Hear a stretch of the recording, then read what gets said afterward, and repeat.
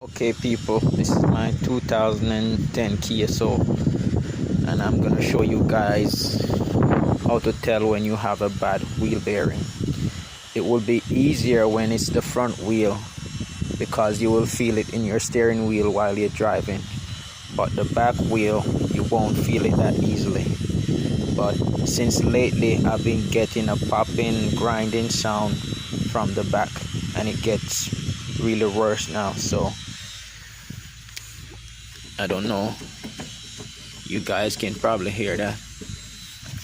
I rock it like back and forth, and then this is the sound. You can hear that.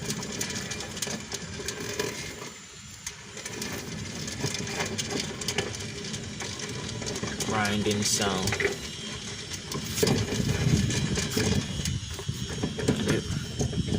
It rattle real bad. But this is it. Now I'll have a part 2 of this video so you guys can see how I'm gonna replace it. So that is it guys.